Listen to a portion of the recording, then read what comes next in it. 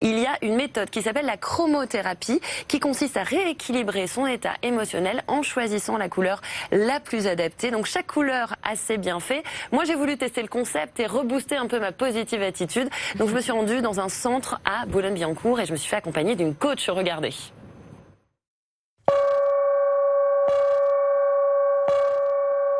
Les couleurs permettent de vous animer d'une certaine façon avec des émotions différentes. Même des aveugles peuvent ressentir des couleurs. La couleur, c'est de l'énergie, donc on est tous sensibles à l'énergie. Alors quand vous choisissez de vous habiller par exemple en bleu nuit comme Marguerite ce matin, bien, voilà, c'est votre ressenti qui part.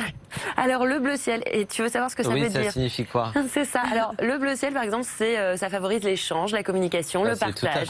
C'est ton état d'esprit du jour. Voilà. Et puis le bleu nuit, c'est un peu relaxant, apaisant, ça favorise l'harmonie. Donc très bon choix de couleur. Moi c'est une catastrophe, moi j'ai tout faux aujourd'hui. Alors Julia, voilà, d'habitude tu mets beaucoup plus de couleurs, donc avec du orange, avec du rose, et puis là c'est...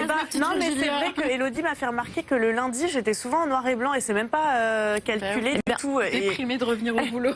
C'est une couleur, voilà, c'est des couleurs plutôt neutres en fait, c'est comme une remise à zéro avant en fait de repartir sur de la couleur par exemple. Donc demain peut-être que tu mettras du jaune ou du rose. Pourquoi exactement?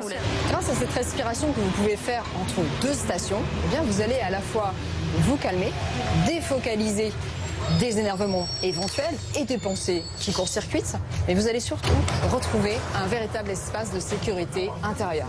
Mais donc la sophrologie dans le métro, ça marche?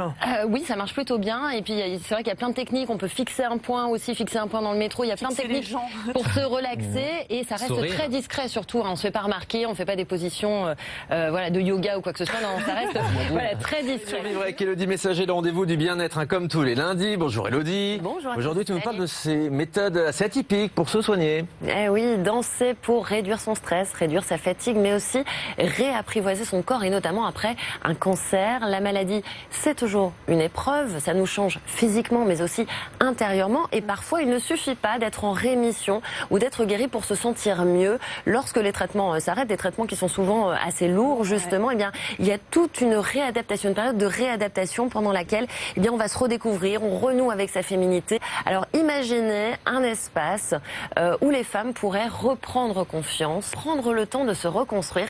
Une parenthèse bénéfique dont a pu bénéficier Sorina à travers notamment ses séances de danse-thérapie. Écoutez son témoignage.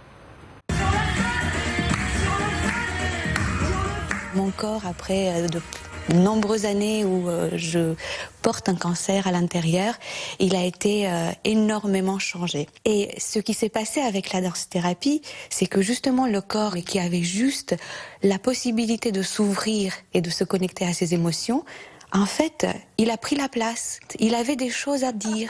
Et j'ai été moi-même étonnée de le redécouvrir. Tout est possible. Tout est possible. Ça permet de soulager les maux de ventre, d'éviter les troubles digestifs, ça décongestionne les intestins.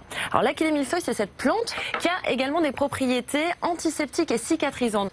Ce sont des plantes sauvages que l'on trouve dans les forêts franciliennes, mais aussi à Paris intramuros, en milieu urbain. Et d'ailleurs, je suis allée moi-même les cueillir au parc de Belleville, accompagnée d'une herboriste. Regardez. Allez.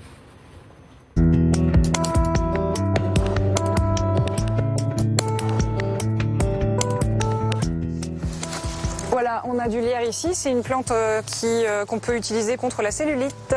On fait infuser des feuilles de lierre dans le bain et ça permet de décongestionner la lymphe.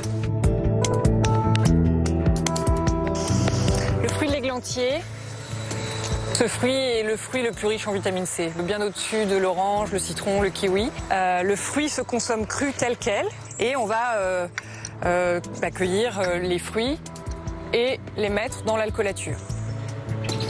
Les faire macérer pendant 1 mois et on aura un petit macérat et on prendra quelques gouttes tous les jours dans un petit verre d'eau.